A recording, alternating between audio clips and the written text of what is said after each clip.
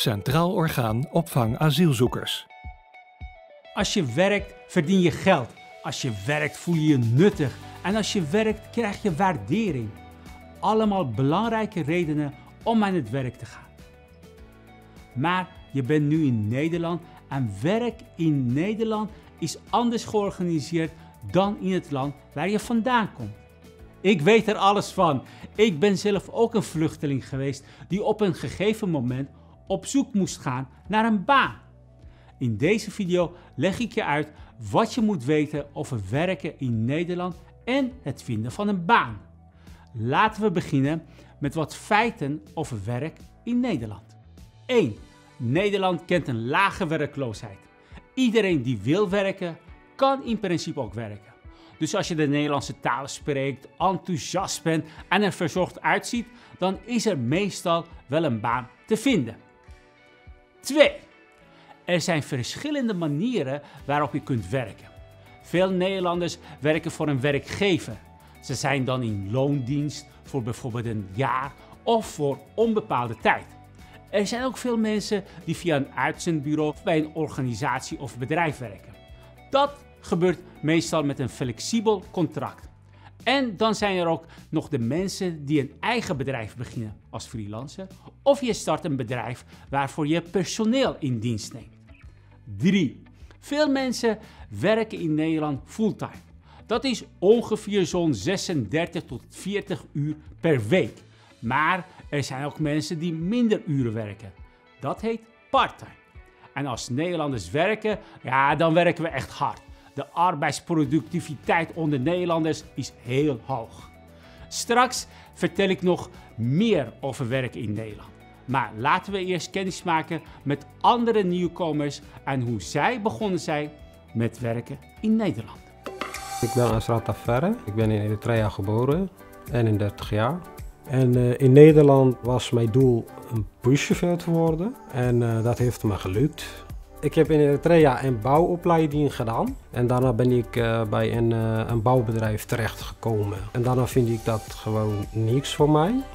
En toen heb ik een besluit genomen als chauffeur te gaan werken. En ik moest ook voor de kleine vrachtwagen rijbewijs eerst halen. En daarna ging ik een jaar ervaring opdoen met die grote rijbewijs. Ik ben Slaaf, ik ben 33 jaar. Ik ben geboren in Syrië. Ik woon nu 2 jaar samen met mijn man in Nederland. In mijn eigen land, ik was wiskundedocent. Ik heb wiskunde en universiteit gestudeerd. Ik heb echt het slechtste leven in mijn eigen land en onderweg meegemaakt. Ik ben wel gelijk gewoon aan de slag gegaan om hier echt een beter leven te krijgen. Dus mijn doel was een buschauffeur te worden. En ging ik gewoon vanaf dat eerste moment gewoon taal leren en nadenken hoe ik mijn rijbewijs moet halen en wat brengt mij daar naartoe. Ik vind het jammer dat mijn rijbewijs hier niet geldig is. Maar ja, ik had geen andere optie, dus ik moest gewoon opnieuw beginnen. Dat heb ik gewoon gelijk geaccepteerd. Als je hier in Nederland net komt, dan moet je wel jezelf zien als een kind. Zo moet je het zien. En ja, om groot te worden, dan moet je wel heel rustig, stap voor stap komen. Toen ik hier aankwam, ik kwam zonder taal. Ik praat Arabisch, geen Nederlands en een beetje Engels. Als ik wil wiskunde les geven, ik moet goed Nederlands praten en leren. En ook ik moet opleiding leraar doen. En dat kost mij heel veel tijd, ja, en heel veel energie. Ik begon met mijn Nederlands verbeteren en mijn Engels ook verbeteren. Ik begon met mijn netwerk opbouwen. Zo, ik zoek naar mijn mogelijkheid naar andere werk te vinden. Ik heb nu een leuke baan, maar dat ging niet zomaar. In Nederland bestaan verschillende werksectoren. In sommige sectoren is meer werk te vinden dan in andere sectoren. Dit zijn een aantal sectoren waarin nu veel werk is. De IT. Dat staat voor informatietechnologie. Beroepen die daar binnenvallen zijn bijvoorbeeld programmeurs of systeembeheerders. De zorg. Omdat er steeds meer Nederlanders ouder worden, is de vraag naar zorgpersoneel groot. Zorgberoepen zijn er ook op alle niveaus. Denk aan artsen, verpleegkundigen en medewerkers in de thuiszorg. Wat denk je nou van de bouw? Er moeten ook komende jaren veel nieuwe huizen in Nederland gebouwd worden. Daarom is er grote behoefte aan bouwvakkers, maar ook aan praktisch geschoolde mensen die bestaande woningen energiezuiniger maken met isolatie of zonnepanelen. De techniek. Er is een groot tekort aan technisch personeel in Nederland. Denk aan loodgieters, monteurs, lassers en ingenieurs. Er zijn natuurlijk nog veel meer beroepen. Maar hoe weet je nou welk werk bij jou past? Of er ergens plek voor jou is? Nadat 4 maanden in Nederland was, hoorde ik over een organisatie in Amsterdam. Geef les in programmeren. In Nederland zijn er heel veel vacatures van programmeren. Dat geeft mij meer kans om werk te vinden. Ik begrijp programmering heel goed, omdat ik heb wiskunde gestudeerd in Syrië. Programmering lijkt magisch. Ik hou van programmering. Programmering maakt mij blij. Ik had echt één doel om buschauffeur te worden. Je moet echt de taal kunnen leren. Dat kun je beheersen. Dus dat is de eerste stap. En dat heb ik al begonnen te leren toen ik in Aziz-centrum was. Daar heb ik al begonnen. Ik heb niet gewacht op een officiële school en zo. Ik ging de taal leren, bijvoorbeeld een vrijwilligerswerk te doen. En daarna ook goed op tijd op school te komen en alles doen wat ik moest doen. En daarnaast maak ik ook contact met andere mensen, Nederlandse mensen. Zodat ik ook de taal en de mensen kon leren kennen. Dit alle maak je gewoon en dit geeft je kracht. Ondertussen heb ik ook besloten om €50 per maand te besparen voor mijn rijbewijs. Toen ik 2018 mijn inburger in diploma's heb gehaald en ook mijn rijbewijs bij heb gehaald en daarna was de tijd gewoon te gaan solliciteren. Mijn eerste sollicitatiegesprek en ik was heel nerveus. Ja? In Syrië was anders. Ik heb nooit een sollicitatiegesprek gehad. Ik vind dat sollicitatiegesprek extra spannend. Ik vind het heel moeilijk dat het niet mijn moedertaal is. Mijn Nederlandse vriendin heeft mij geholpen. Zij geeft mij voorbeeld voor vragen voor sollicitatiegesprek. Ineens zie ik een vacature voorbij gaan in de site van een openbaar vervoer RET voor de buschauffeur. Ik heb deze vacature ook mijn coach laten zien. En ik heb haar gevraagd om hulp en ze was zo enthousiast om mij te helpen. Als nieuwkomer is een klein beetje hulp is wel belangrijk. Want anders kom je niet op je doel eigenlijk. Want je bent hier nieuw en alles is voor jou nieuw. Ik vraag mensen of mij te helpen als ik ga naar huisarts. Of als ik ga naar ziekenhuis. Of als ik wil belastingpapier doen. Ook, ja.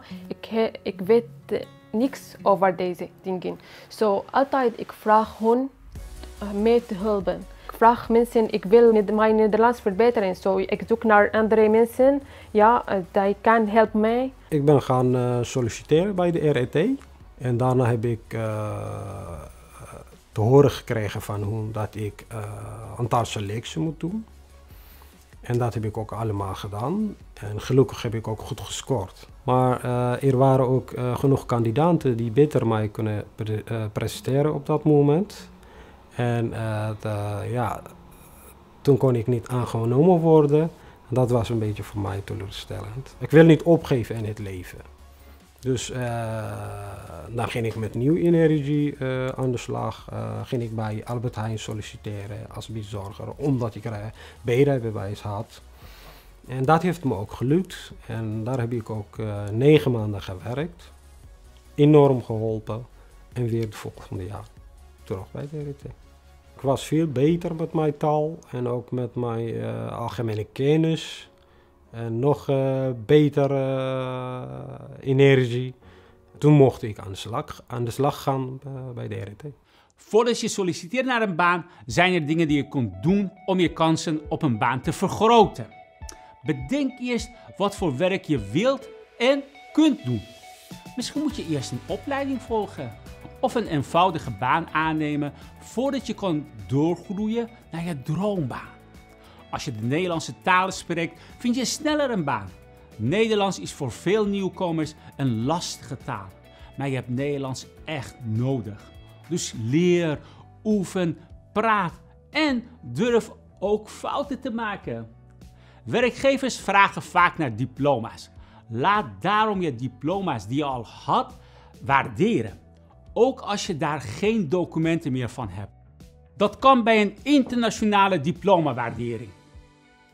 Maak ook een cv.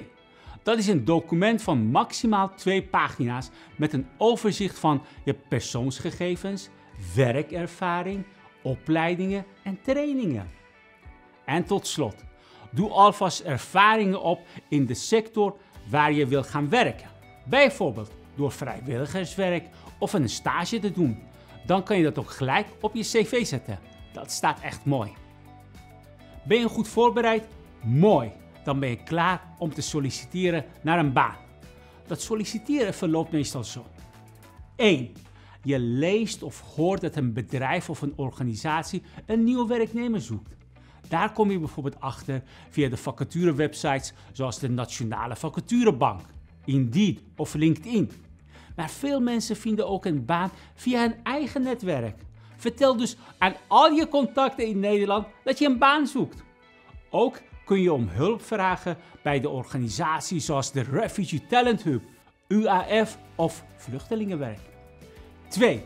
Je schrijft een sollicitatiebrief naar het bedrijf of de organisatie waar je wil gaan werken. In die brief staat waarom je de baan zo graag wil en waarom je er geschikt voor bent. Naast de sollicitatiebrief stuur je ook een cv en dat gaat meestal per e-mail. 3. Als een werkgever enthousiast wordt van je brief en je cv, dan nodigt de werkgever je uit voor 1 of meerdere sollicitatiegesprekken. Daarin worden vragen aan je gesteld en dan kan je nog eens vertellen waarom jij de geschikte kandidaat bent voor die ene baan. Zo'n sollicitatiegesprek kan best spannend zijn. Bereid je daarom goed voor. Wees op tijd, geef een stevige handdruk en zie er verzorgd uit en laat zien dat jij die baan heel graag wil hebben. 4. Als de gesprekken goed zijn verlopen, maak je afspraken over de arbeidsvoorwaarden en teken je een contract. Je kan beginnen aan je nieuwe baan. Helaas zijn er veel mensen die worden afgewezen tijdens een sollicitatietraject. Laat je daardoor niet ontmoedigen en blijf het proberen. En wat als het je wel lukt?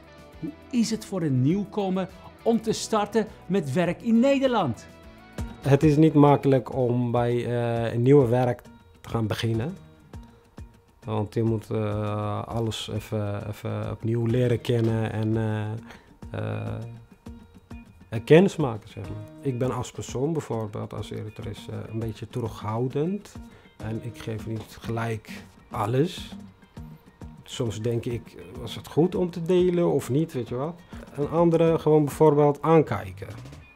Dat zijn wij niet aangewend. Dus bij ons, we zijn zo opgevoed. Als je iemand gewoon zo aankijkt, dan lijkt het dat je minder heeft hem gerespecteerd, zeg maar. Vandaar kijken wij af en toe gewoon naar beneden, terwijl wij aan het praten zijn. En dat is hier in Nederland niet goed. Dan moet je iemand echt aankijken. En om dat vertrouwen te krijgen en voelt het ook dat je gewoon eerlijk praat. In Nederland zijn mensen heel direct. Alle dingen is anders. De taal anders, de eten anders, de wetten is anders. En ook ik moet mijn netwerkrelatie opbouwen. Ja? Ja, het was heel moeilijk, maar ja, step by step. Ik doe heel veel vrijwilliger werk met andere mensen, met Voedselbank. Of ook ik doe in Choir, zingen met de groep Choir hier in Delft. Ja, en ik ontmoet heel veel mensen daar. Ik vind het zo mooi als buschauffeur te zijn als ik, ja, bijvoorbeeld, je bent gewoon door heel de stad gewoon te rijden en je geniet van alles.